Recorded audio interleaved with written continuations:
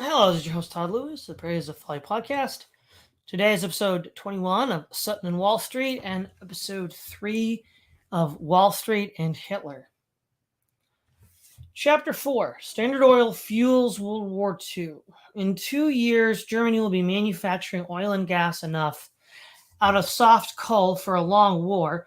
The Standard Oil of New York is furnishing millions of dollars to help. Report from the commercial attaché, U.S. Embassy in Berlin, Germany, January 1933, to State Department in Washington, D.C. The Standard Oil group of companies, in which the Rockefeller family owned a 1/4 and controlling interest, was of critical assistance in helping Nazi Germany prepare for World War II. This assistance in military preparation came about because Germany's relatively insignificant supplies of crude petroleum were quite insufficient for modern mechanized warfare. In 1934, for instance, about 85% of German finished petroleum products were imported. The solution adopted by Nazi Germany was to manufacture synthetic gasoline from its plentiful domestic coal supplies. It was the hydrogenization process of producing synthetic gasoline and isooctane properties in gasoline that enabled Germany to go to war in 1940. And this hydrogenation process was developed and financed by the Standard Oil laboratories in the United States in partnership with IG Farben. Evidence presented to the Truman, Bone, and Kilgore committees after World War II confirmed that Standard Oil had at the same time seriously imperiled the war preparations of the United States. Documentary evidence was presented to all 3 congressional committees that before World War II, Standard Oil had agreed with IG Farben in the so-called JASCO agreement that synthetic rubber was within Farben's sphere of influence, while Standard Oil was to have an absolute monopoly in the U.S. only if and when Farben allowed development of synthetic rubber to take place in the U.S. Accordingly, concluded the Kilgore Committee, Standard fully accomplished IG's purpose of preventing United States production by dissuading American rubber companies from undertaking independent research and developing synthetic rubber processes. Regrettably, the congressional committees did not explore an even more ominous aspect of the Standard Oil, IG Farben collusion.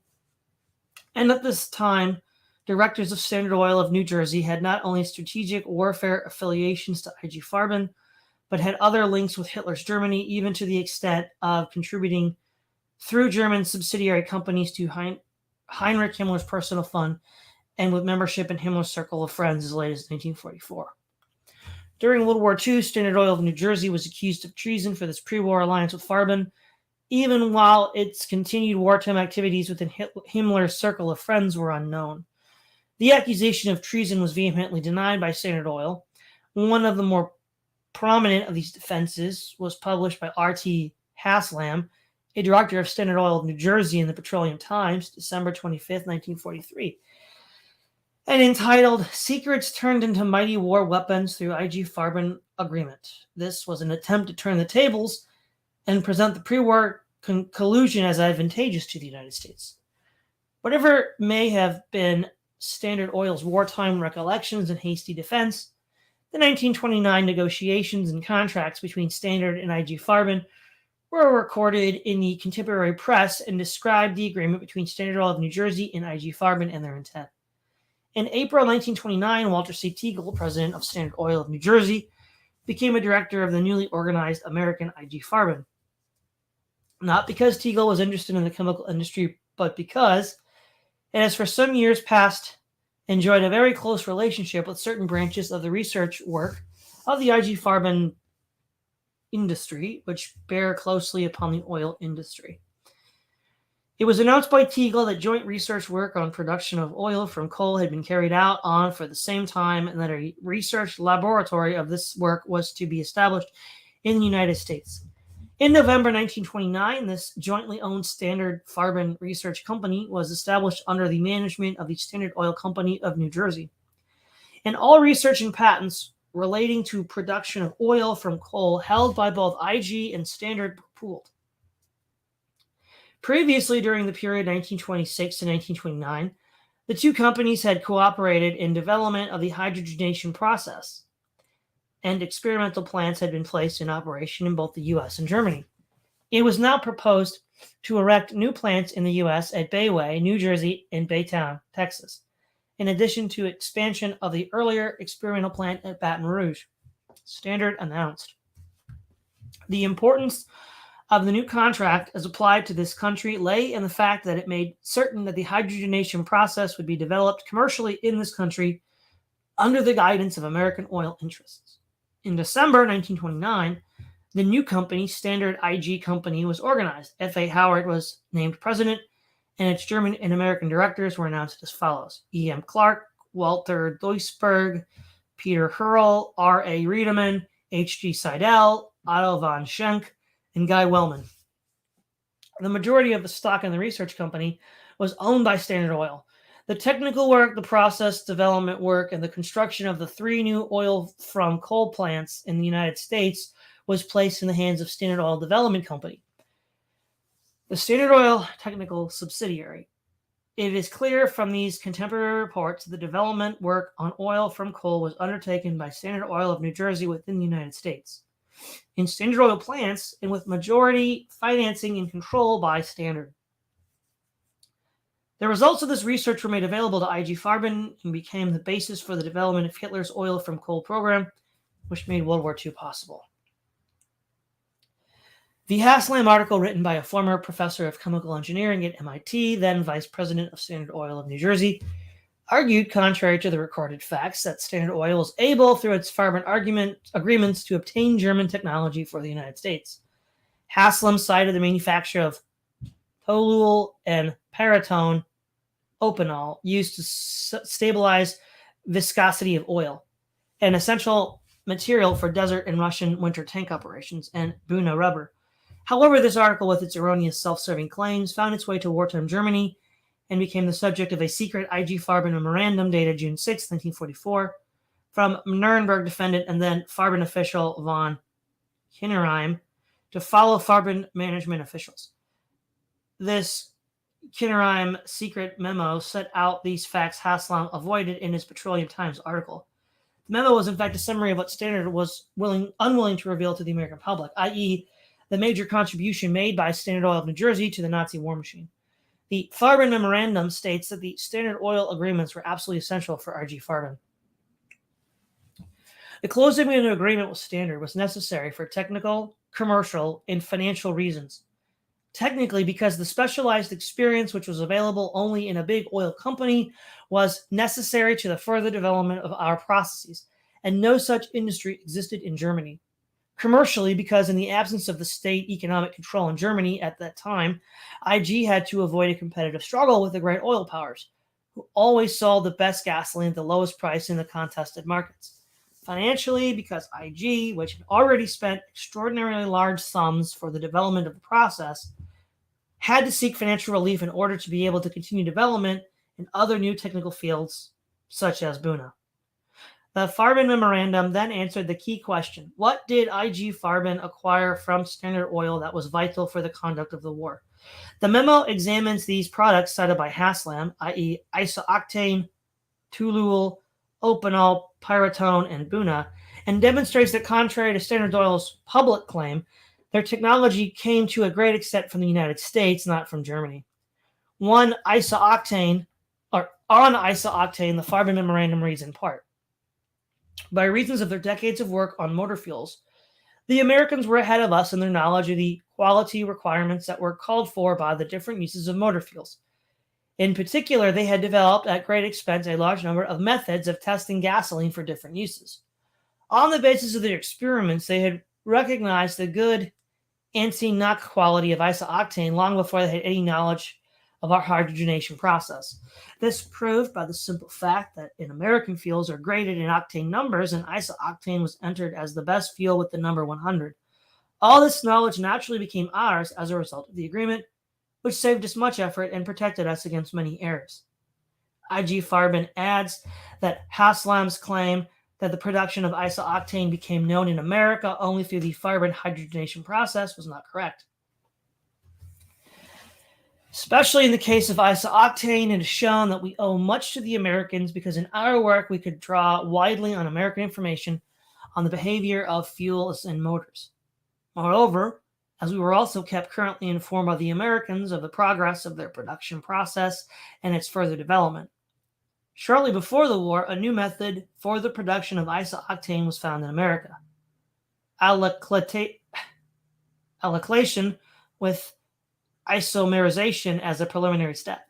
This process, which Mr. Hulsane did not mention at all, originates in fact entirely with the Americans and has become known to us in detail in its separate stages through our agreements with them and is being used very extensively by us.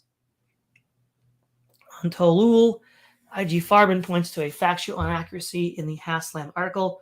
Toluol was not produced by the hydrogenation in the U.S., as claimed by Professor Haslam. In the case of Opinol, the IG memo calls Haslam's information incomplete, and so far as Buna Rubber is concerned, we never gave technical information to the Americans, nor did technical cooperation in the Buna field take place. More importantly, the Farben memo goes on to describe some products not cited by Haslam in the article. As a consequence of our contracts with the Americans, we received from them above and beyond the agreement many very valuable contributions for the synthesis and improvement of motor fuels and lubricating oils, which just now during the war are of most useful to us. And we also receive other advantages from them. Primarily the following may be mentioned. 1. Above all, improvements of fuels through the addition of tetraethyllead and the manufacture of this product. It need not be especially mentioned that without tetraethyllead, the present methods of warfare would be impossible. The fact that since the beginning of the war we could produce tetraethyllead is entirely due to the circumstances that shortly before the Americans had presented us with the production plans, complete with their know-how. It was moreover the first time that the Americans decided to give a license on this process in a foreign country. Besides communication of unprotected secrets, and this only on our urgent request to Standard Oil to fulfill our wish. Contractually, we could not demand it, and we found out later that the War Department in Washington gave its permission only after long deliberation. 2. Conversion of low molecular unsaturates into usable gasoline polymerization. Much work in this field has been done here as well as in America, but the Americans were the first to carry the process through on a large scale, which suggests to us also to develop the process on a large technical scale. But above and beyond that, plants built according to American processes are functioning in Germany. 3.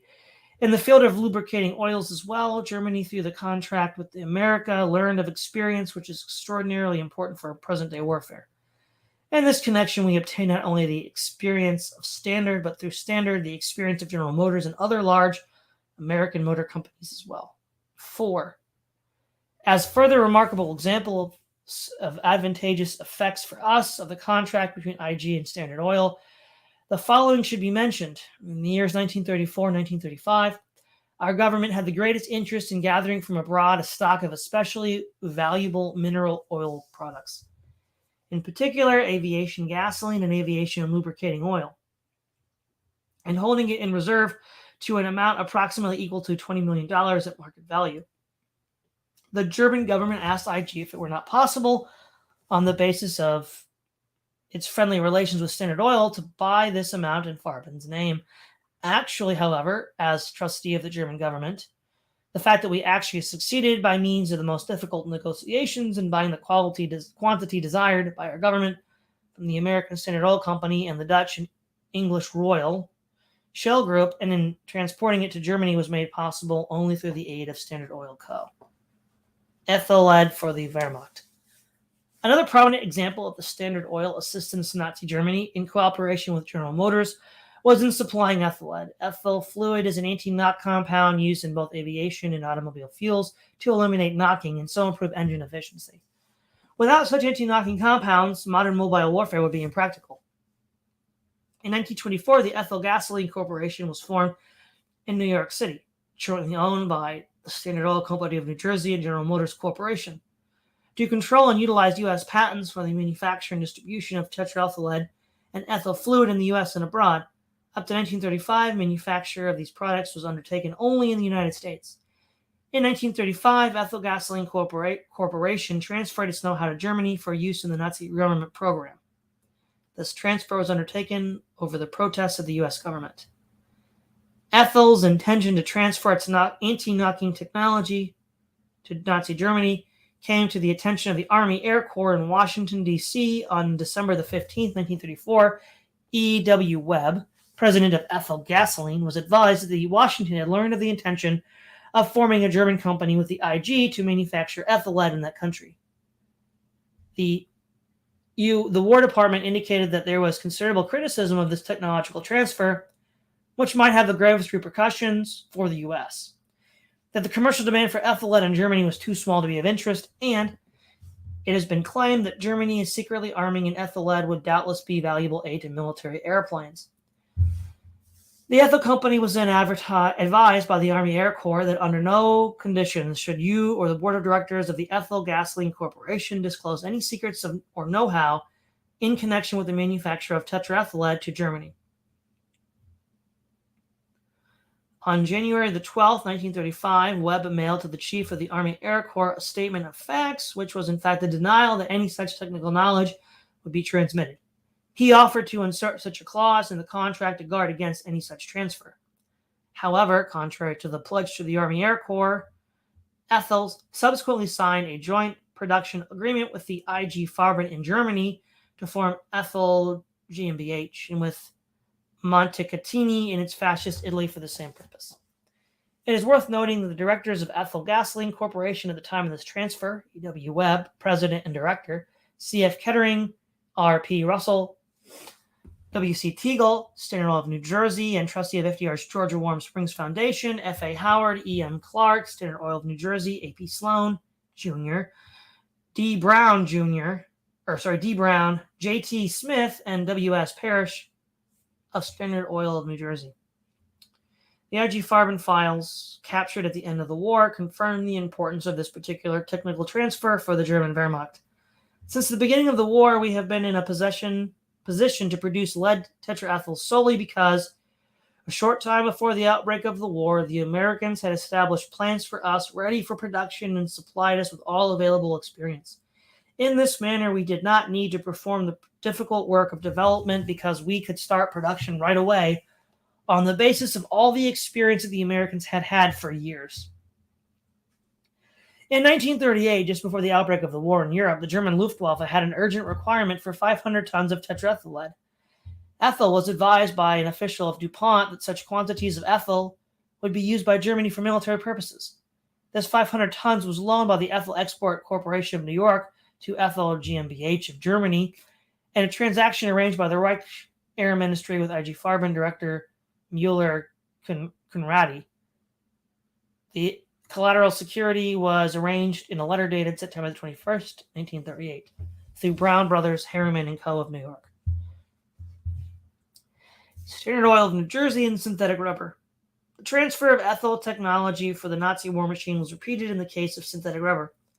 There is no question that the ability of the German Wehrmacht to fight World War II depended on synthetic rubber as well as on synthetic petroleum. Because Germany had no natural rubber and war would have been impossible without Farben's synthetic rubber production. Farben had a virtual monopoly of this field, and the program to produce the large quantities necessary was financed by the Reich. The volume of planned production in this field was far beyond the needs of peacetime economy. The huge costs involved were consistent only with the military considerations, in which the need for self-sufficiency without regard to cost was decisive. As in the ethyl technology transfers, Standard Oil of New Jersey was intimately associated with IG Farben synthetic rubber.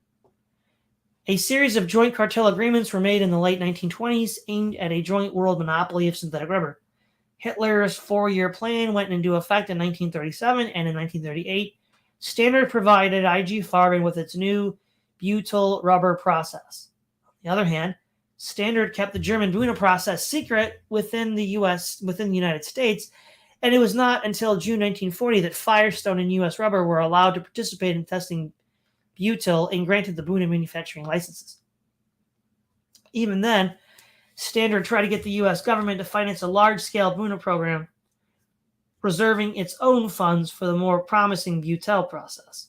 Consequently, Standard assistance in Nazi Germany was not limited to oil from coal, although this was the most important transfer. Not only was the process of tetraethyl transferred to IG Farben and built a plant in Germany owned jointly by IG, General Motors, and Standard subsidiaries, but as late as 1939, Standard's German subsidiary designed a German plant for aviation gas. Tetraethyl was shipped on an emergency basis for the Wehrmacht, and major assistance was given in the production of butyl rubber while holding New Jersey secret in the U.S., the Farben process for Buna. In other words, Standard Oil of New Jersey, first under President W.C. Teagle and then under W.S. Farish, consistently aided the Nazi war machine while refusing to aid the United States. This sequence of events was not an accident. President W.S. Farish argued that not to have granted such technical assistance to the Wehrmacht would have been unwarranted. The assistance was knowledgeable, ranged over more than a decade, and was so substantive that without it, the Wehrmacht could not have gone to war in 1939. The Deutsche Amerikanische Petroleum AG, DAPAG. The Standard Oil subsidiary in Germany, DAPAG, was 94% owned by Standard Oil of New Jersey. DAPAG had branches throughout Germany, a refinery at Bremen, and a head office in Hamburg. Through DAPAG, Standard Oil of New Jersey was represented in the inner circles of Nazism, the Kepler Circle and Himmler Circle of Friends. A director of DAPAG was Karl Lindemann, also chairman of the International Chamber of Commerce in Germany, as well as director of several banks, including the Dresdner Bank, the Deutsche Reichsbank, and the private Nazi-oriented Bank of C. Melchior and Company, and numerous corporations, including the HAPAG, Hamburg America Line. Lindemann was a member of Kepler Circle of Friends as late as 1944, and so gave Standard Oil of New Jersey a representative at the very core of Nazism. Another member of the board of DAPAG was M.L. Helfrich, who was an original member of the Kepler Circle. In sum, Standard Oil of New Jersey had two members of the Kepler Circle as directors of its German wholly owned subsidiary. Payments to the Circle from the Standard Oil subsidiary company and from Lindemann and Helfrich as individual directors continued until 1944, the year before the end of World War II. Okay. Chapter 5. ITT works both sides of the war. Thus, while ITT Focke-Wulf planes were bombing Allied ships and ITT lines were passing information to German submarines, ITT direction finders were saving other ships from torpedoes. Anthony Sampson's The Sovereign State of ITT, New York, Stein and Day, 1973, p. 40. The multinational Giant International Telephone and Telegraph was founded in 1920 by Virginia Islands-born entrepreneur Sosthenes Benn. During his lifetime, Benn was the epitome of politicized businessman, earning his profits and building the ITT empire through political maneuverings rather than the competitive marketplace. In 1923, through the political adroitness, Benn acquired the Spanish telephone monopoly, Compañía Telefónica de España. In 1924, ITT, now backed by J.P. Morgan firm, bought what later became the International Standard Electric Group of manufacturing plants around the world. The parent board of ITT reflected the J.P. Morgan interests, with Morgan partners Arthur M. Anderson and Russell Leffingwell. The establishment law firm of Davis, Polk, Wardnell, Gardner, and Reed was represented by the two junior partners, Gardner and Reed. Directors of ITT in 1933. Arthur M. Anderson, partner, J.P. Morgan and New York Trust Company. Hernand Benn, Bank of New York. Sosthenes Benn, National City Bank. F. Wilder Bellamy, partner in Dominic and Dominic. John W. Cutler, Grace National Bank. Lee Higginson. George H. Gardner, partner in Davis Polk, Wardwell, Gardner, and Reed. Alan G. Hoyt, National City Bank. Russell C. Leffingwell, partner J.P. Morgan and Carnegie Corp. Bradley W. Palmer, Chairman Executive Committee, United Fruit. Lansing P. Reed, partner in Davis Polk, Wardwell, Gardner, and Reed. The National City Bank, NCB, in the Morgan Group was represented by two directors, Sosthenes Benn and Alan G. Hoyt. In brief, ITT was a Morgan-controlled company, and we have previously noted the interests of Morgan-controlled companies in war and revolution abroad and political maneuverings in the United States. In 1930, Benn acquired the German holding company Standard, I'm not going to say that, AG, controlled by ITT, 62% of the voting stock. AEG, 81.1% of the voting stock, and Felton and Guillaume, 6% of the voting stock. In this, Standard acquired two German manufacturing plants and a majority stock interest in Telefonfabrik Berliner AG ITT also obtained the standard subsidiaries in Germany. Ferdinand Schurhart Berliner Fernsprech und Telegraph Werk AG, as well as Mixen Genset in Berlin, Studentische Apparatefabrik GmbH in Nuremberg. It is interesting to note that in passing that while Sosthenes-Benz ITT controlled telephone companies and manufacturing plants in Germany, the cable traffic between the U.S. and Germany was under the control of Deutsche Atlantische Telegrafenschaft. Wow. The German Atlantic Cable Company. This firm, together with the Commercial Cable Company and Western Union Telegraph Company, had a monopoly in transatlantic U.S.-German cable communications. W.A. Harriman and Company took over a block of 625,000 shares in Deutsche Atlantische in 1925, and the firm's board of directors included an unusual array of characters, many of whom we have met elsewhere. It included, for example, H.F. Albert, the German espionage agent in the United States in World War I, Franklin D. Roosevelt's former business associate, Berenberg Gossler, and Dr. Kuno, a former German chancellor of the 1923 inflationary era. ITT in the United States was represented on the board by Guillaume and Max Warburg of the Warburg banking family. Baron Kurt von Schroeder and the ITT. There is no record that ITT made direct payments to Hitler before the Nazi grab for power in 1933. On the other hand, numerous payments were made to Heinrich Himmler in the late 1930s and in World War II itself through ITT German subsidiaries. The first meeting between Hitler and ITT officials, so far as we know, was reported in August 1933, when Sosthenes-Benz and ITT German representative Henry Mann met with Hitler and the Berchtesgaden. Subsequently, Ben made contact with the Kepler Circle, see Chapter 9, and through Kepler's influence, Nazi Baron Kurt von Schroeder became the guardian of ITT interests in Germany. Schroeder acted as the conduit for ITT money fueled to Heinrich Himmler's SS organization in 1944, while World War II was in progress and the United States was at war with Germany. Through Kurt Schroeder, Ben and his ITT gained access to the profitable German armaments industry and bought substantial interest in German armament firms, including Focke-Wulf Aircraft. These armament operations made handsome profits, which have been repatriated to the United States parent monopoly company, but they were reinvested in German rearmament. This reinvestment of profits in German armament firms suggests that Wall Street claims it was innocent of wrongdoing in German rearmament, and indeed did not even know if Hitler's intentions are fraudulent. Specifically, ITT purchase of substantial interest in Focke-Wulf meant, as Anthony Sampson has pointed out, that ITT was producing German planes used to kill Americans and their allies, and it made excellent profits out of the enterprise. In Kurt von Schroeder, ITT had access to the very heart of the Nazi power elite. Who was Schroeder? Baron Kurt von Schroeder was born in Hamburg in 1889 into an old established German banking family.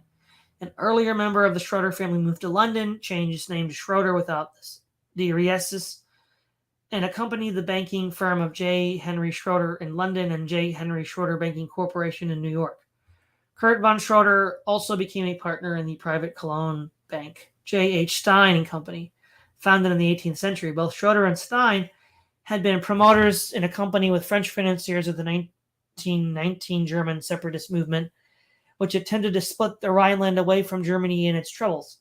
In this escapade, prominent Rhineland industrialists met at J. H. Stein's house on January 7, 1919, and a few months later organized a meeting with Stein as chairman to develop a public support for the separatist movement. The 1919 action failed. The group tried again in 1923 and spearheaded another movement to break the Rhineland away from Germany to come under the protection of France. This attempt also failed. Kurt von Schroeder then linked up with Hitler and the early Nazis, and as in the 1919 and 1923 Rhineland separatist movements, Schroeder represented and worked for German industrialists and armaments manufacturers. In exchange for financial and industrial support arranged by von Schroeder, he later gained political prestige. Immediately after the Nazis gained power in 1933, Schroeder became the German representative of the Bank of International Settlements, which quickly calls the apex of the international control system, as well as head of the private bankers group advising the German Reichsbank. Heinrich Himmler appointed Schroeder an SS senior group leader, and in turn Himmler became a prominent member of the Kepler Circle. See Chapter 9. In 1938, the Schroeder Bank in London became the German financial agent in Great Britain, represented at financial meetings by its managing director and director of the Bank of England, F.C. Tayerx. By World War II, Baron Schroeder had in this manner acquired an impressive list of political and banking connections, reflecting a widespread influence. It was even reported to the U.S. Kilgore Committee that Schroeder was influential enough in 1940 to bring Pierre Laval to power in France. As listed by the Kilgore Committee, Schroeder's political acquisitions in the 1940s were as follows. SS Senior Group Leader, Trade Commission, Iron Cross, First Second Class. Trade Group, Wholesale and Foreign Trade Manufacturer. Sweden Council General, Academy of German Law. International Chamber of Commerce, member of Administrative Committee, City of Cologne Councilor. Council of Reich Post Office, member of an advisory board. University of Cologne, member of Board of Trustees. German Industrial and Commercial Assembly, presiding member. Kaiser Wilhelm Foundation, senator. Reich Board of Economic Affairs members, Advisory Council of German Albanians. Deutsche Reichsbahn, president of Administrative Board, Goods Clearing Bureau member. Working Committee of Reich Group for Industry Commerce, deputy chairman. Schroeder's banking connections were equally impressive, and his business connections not listed here would take up 2 pages. Bank of International Settlement, member of the Directorate, controlled by Deutsche Reichsbank, chairman of board of directors. J.H. Stein & Co. Cologne, partner. Bank Worms was French correspondent, controlled by Deutsche Bank Berlin, director. Deutsche Reichsbank Berlin, advisor to the board of directors. Wirtschaft Group, private banking group leader. This was the Schroeder who, after 1933, represented Staatsdienstbahn of ITT, and ITT interests in Nazi Germany. Precisely because Schroeder had these excellent political connections with Hitler and the Nazi state, Ben appointed Schroeder to the board of all ITT German companies. Standard Elektrosatzwerk AG in Berlin, C. Lorenz AG of Berlin, and Mix and Genest Interest AG, in which Standard had a 94% participation.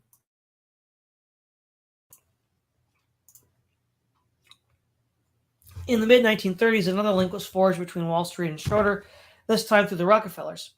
In 1936, the underwriting and general securities business handled by J. Henry Schroeder Banking Corporation in New York was merged into a new investment banking firm, Schroeder Rockefeller and Company, Inc. at 48 Wall Street. Carlton P. Fuller of Schroeder Banking Corporation became president, and Avery Rockefeller, son of Percy Rockefeller, brother of John D. Rockefeller, became vice president and director of the new firm.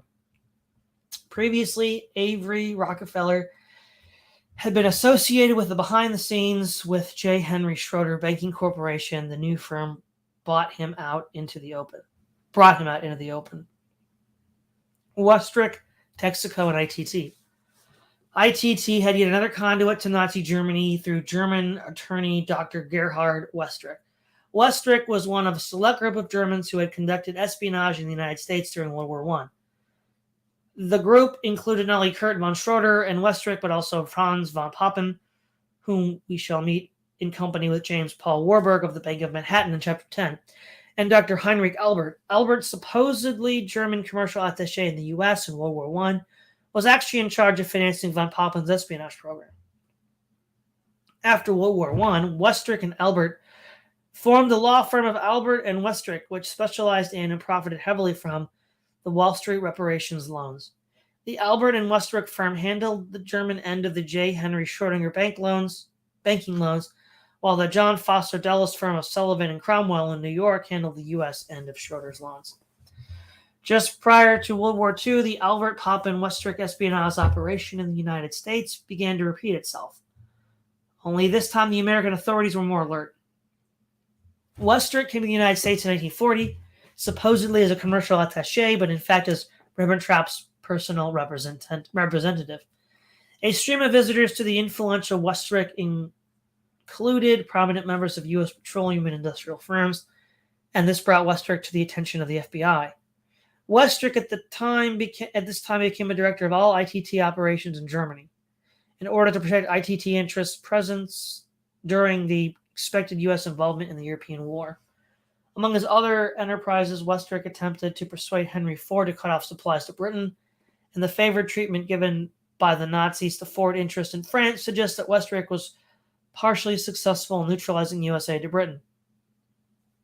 Although Westerick's most important wartime business connection in the United States was with the International Telephone and Telegraph, he also represented other U.S. firms, including Underwood Elliott Fisher, owner of the German company Mercedes Bohrmaschine AG, Eastman Kodak, which had a Kodak subsidiary in Germany, and the International Milk Corporation with a Hamburg subsidiary. Among Westerick's deals, and in one which received the most publicity, was a contract for Texaco to supply oil to the German Navy, and which he arranged with Torkild Reiber, chairman of the board of Texaco Company.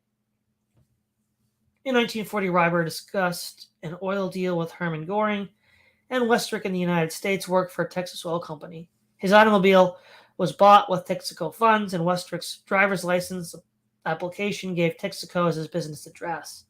These activities were publicized, and on August 12, 1940, Reiber was subsequently resigned from Texaco and Westerick returned to Germany. 2 years later, Reiber was chairman of South Carolina Shipbuilding and Dry Docks, supervising construction of more than 10 million of U.S. Navy ships, and a director of the Guggenheim family's Barber Asphalt Corporation and Seaboard Oil Company of Ohio. ITT in wartime Germany. In 1939, ITT in the United States controlled Standard Oil Electrizats in Germany, and in turn, Standard Electrizats controlled 94% of Mix and Genest. On the board of the Standard Electrizats was Baron Kurt von Schrader, a German Nazi banker at the core of Nazism, and Emil Heinrich Meyer, brother-in-law of Secretary of State Kepler, founder of the Kepler Circle, and the director of the German General Electric. Schroeder and Meyer were also directors of Mix and Genest and the other ITT subsidiary, C. Lorenz Company. Both of these ITT subsidiaries were momentary contributors to Himmler's circle of friends, i.e. the Nazi SS slush fund.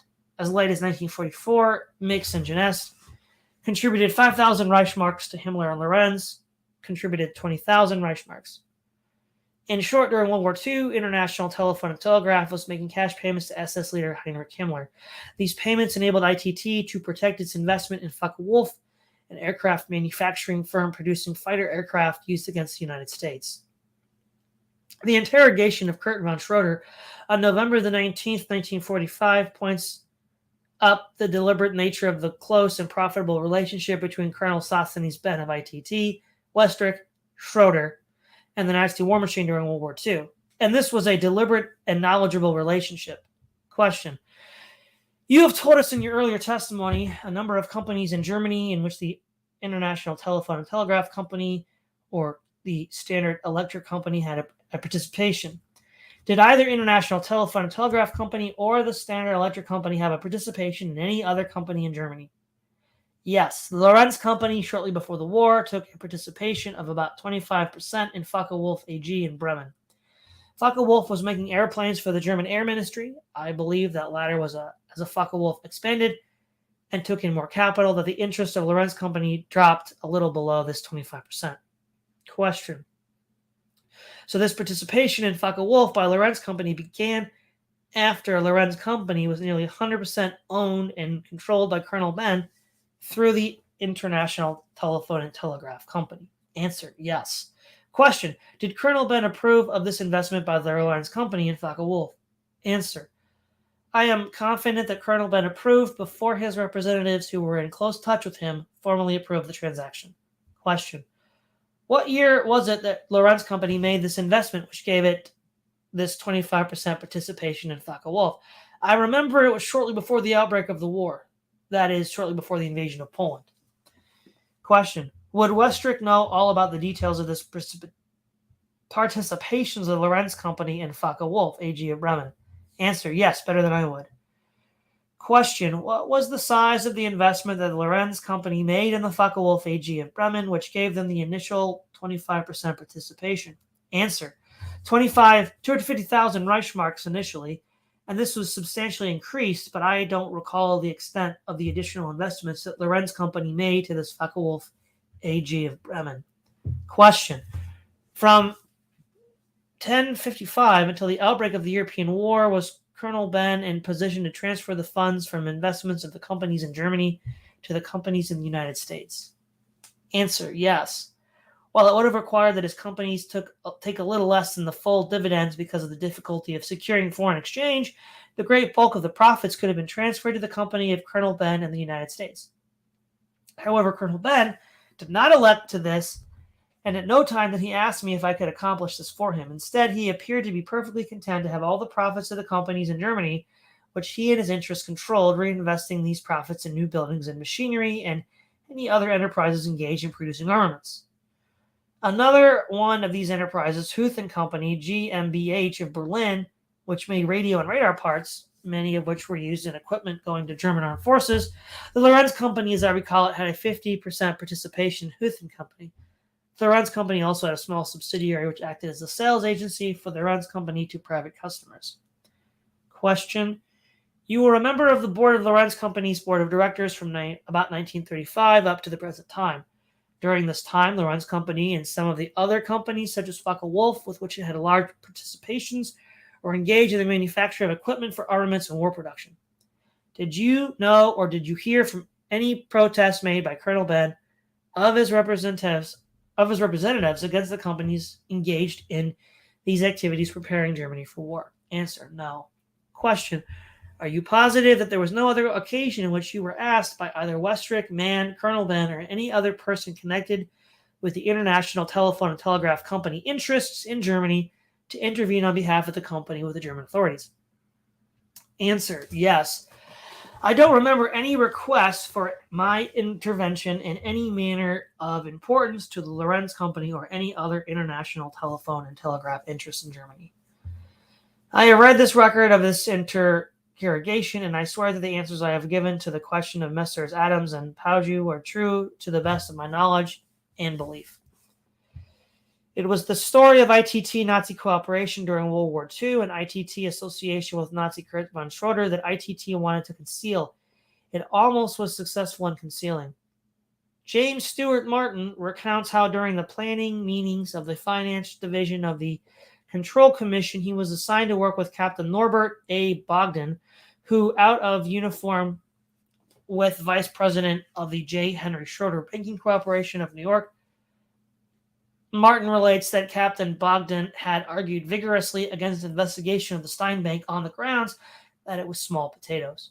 Shortly after blocking this maneuver, 2 permanent members of Bogdan's staff applied for permission to investigate the Stein Bank, although Cologne had not yet fallen to U.S. forces.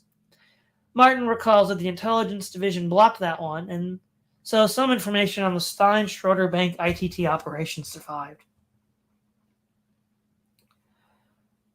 All right, Chapter 6, Henry Ford and the Nazis. We'll pick up next time right here. So let's see what we have in the chat. Well, we have Mr. Maverickism, Corbin, Record Deepness, and Kaimakata. Hello. Well, that's all we got for tonight, people. So thanks for tuning in. This is Todd Lewis, the Brazen Flag Podcast, signing off.